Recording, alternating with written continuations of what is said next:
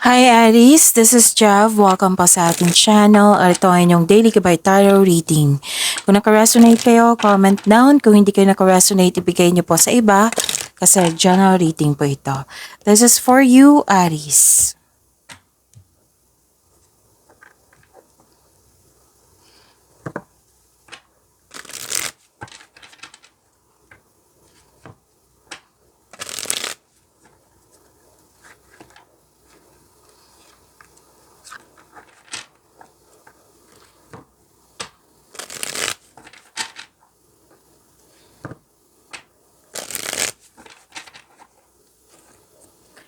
Para po ito sa inyo, Aries.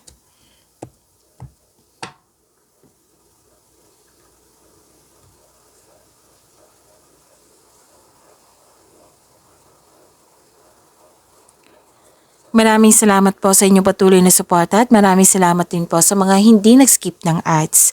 Gamitin ang reading na ito bilang gabay lamang sa mga hindi pa nag-subscribe. Subscribe na po kayo at click bell notification para malaman nyo na may bago tayong video. Para sa mga gusto magpa-reading, comment po kayo ng personal reading. Again, comment kayo ng personal reading and check my reply sa comment section.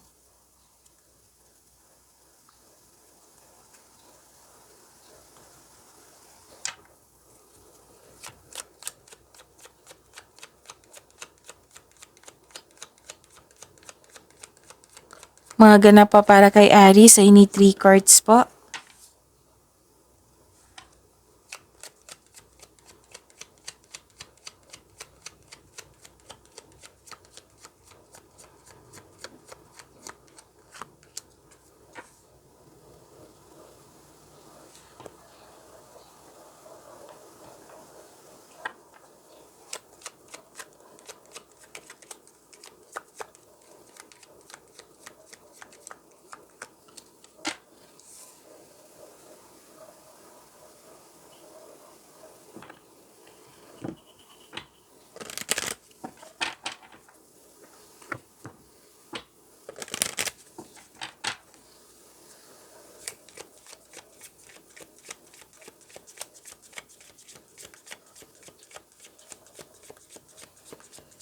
Message siya pa para kay Aries, I need 2 cards po.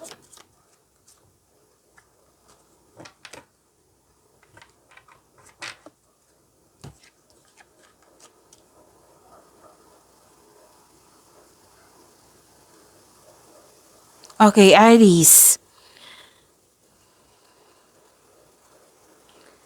May nag-observe dito. Pwedeng kayo ang nag-observe? Or may nag-observe sa iyo, nag-spy sa iyo? May nakita ko ditong malapit sa iyo na mahilig magmanipula? Or may gusto siyang kunin sa iyo? Usually yung comment sa section natin, mga tanong, ano yung kunin niya? Oo, it might be this is information, or gawin niyang tao, ideas ba yan? Anong tawag dito? Anong tawag dito? Pwedeng pera, pwede din gamit. Oo. So, yun. Para siguradong sigurado, Aries, itanong niyo po sa inyong intuition. So, you have the power, authority, and protection. Oh, this is good kasi nasunod yung gusto mo. Kasi usually sa mga reading ko sa inyo, Aries, kung araw-araw kayo nag-aabang dito, na, di ba, may tuto sa inyong desisyon. Ito, nagkaroon ng pagsunod sa inyong ideas ba yan, plano or desisyon. You have the power, authority, and protection. At may nakita rin ako dito ang nag-uusap regarding sa career and finances or sa big business po. Tapos may malaking influence ang isang mother figure. Oo. Sa araw na ito. Maari siya yung kausap mo.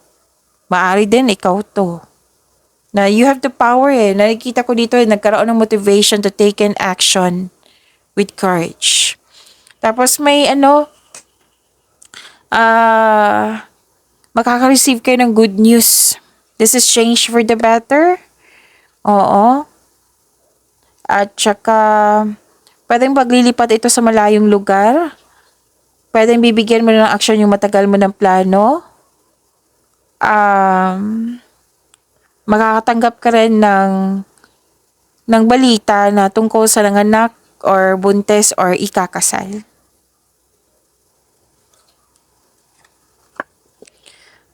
Oh, may milagro. Wow. Miracles. Expect the wonders to emerge. So, may milagro. Himala. Claim niyo po. So, unknown territory. May bagong simula po ako nakikita dito. Na nag-clarify siya dito, di ba? Change for the better. That is new beginning also.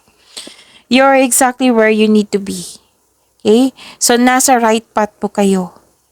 And you're divinely guided. Nakita ko dito. Okay? You're divinely guided. Nasa right path po kayo. Wow.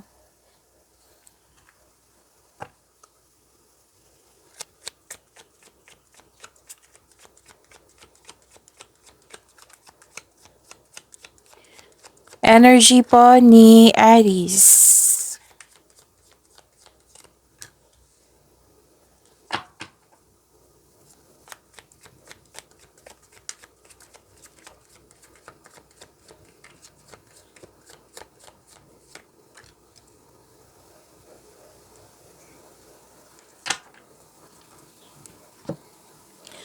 Kung may narinig kayo or may nakita kayong repeating message, pinupush ng cards niyo yan. Like for example, nanood kayo ng May 26 and May 27 ngayon sa inyong video reading Aries.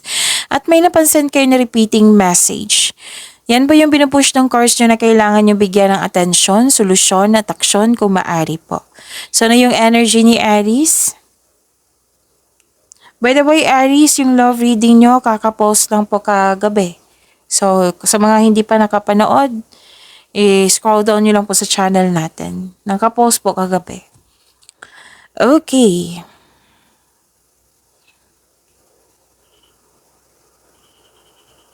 Wow, ang ganda naman. Nag-clarify yung new beginning dito. Tatlong card na nagsabi dito na may bagong simula. Alam nyo ba, yung nakikita ko dito, dalawang card po nagsabi dito, abundance. So, may parating na blessings. This is gift from the universe. Posibleng new job opportunity or unexpected sum of money. Pwede din nag-take ka ng first steps para ma-enhance o ma-increase yung kaperahan mo. And puro pera nakikita ko dito eh. Oo. Ang pagbabago na ito ay may unlimited growth towards to your finances. So, claim nyo po. Aries, ang ganda. May financial growth, stability and abundance po ito. So, claim nyo po. Nag-clarify ito dito. Yung bibigyan mo ng aksyon. 'Di ba?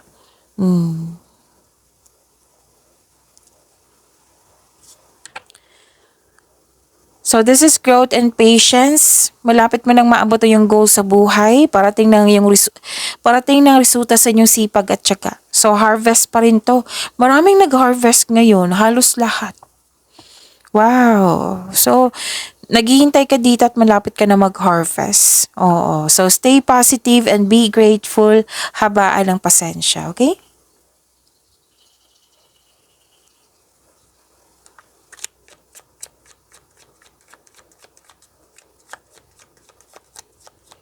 Career and money po ni Aries.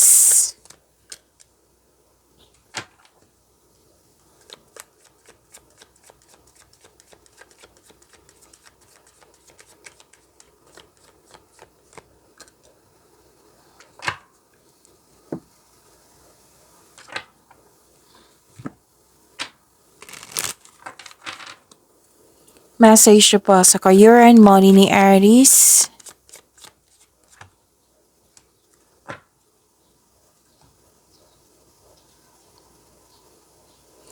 Sa career and money niyo po, nakikita ko dito niyan, bagong simula din to. Oo, 1, 2, 3, 4. Wow. Bagong simula, inspiration, creativity, nag-initiate ka. Kasi full of action na to. Bagong simula tapos full of action. So, prepare yourself na magiging busy kayo ngayon. So, may parating. Maraming parating sa iyo ha, Aries. May parating na exciting, na ganap. Nakaka-inspire na chances upang palawakin ang iyong trabaho, negosyo ba, or magsimula sa bagong pagsisikap. Naging masipag ka at very creative ka sa inyong mga ginagawa ngayon at nang dahil yan, mapapansin ito ng mga tao. So, So this is recognition also. Soon, magbubunga yung pagsisikap at dahil sa achievement na ito, magkakaroon ka ng financial growth and stability. Diba? Ang ganda. So this card asks you to stay open sa mga signs na bigay ni universe and take action when they appear. So may chance din na maglakbay kayo sa malayong lugar. Pwedeng pag-abroad to kung nasa abroad na kayo, pwedeng may balak pa kayong bumalik.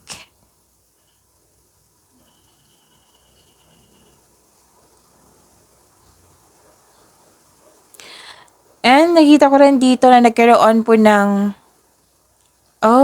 nag-move forward ka. You're walking away, moving on to. Ready ka nang iwan yung trabaho mo, proyekto mo, kasi gusto mong maka-align sa growth.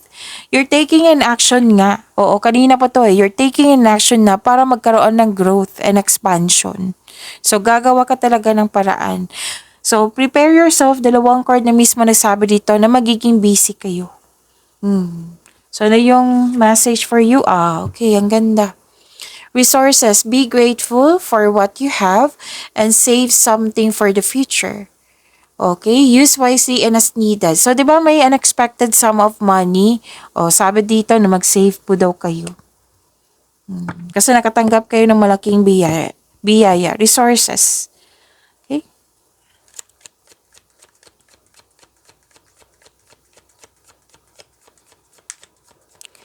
Love life, self-love, partnership, and romance ni Aries.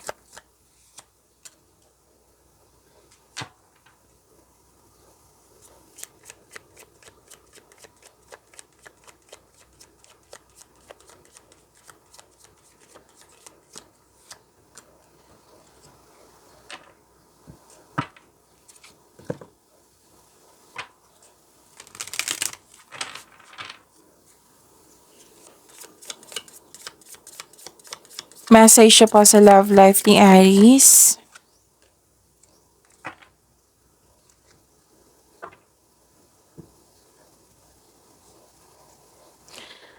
Okay, so huwag po daw kayo maniwala agad sa chismis. Alamin niyo muna kung totoo ba ito or hindi. Okay? Kasi kailangan ng pagbalansa dito eh. Dalawang card na po nagsabi dito. May, balance your, lalo na yung emotion nyo. May ma-pride na tao dito na mahirap kausap or may kausap ka na nagbibigay ka ng payo pero hindi nakinig. Oo. So, maaari mabigat sa loob mo. So, may confrontation dito. Mag-decide ka ng confrontation para yung mag-uusap kayo to clear up any hurt feelings. So, dalawang card na po mismo nagsabi dito ha, pagbalansa ay kailangan.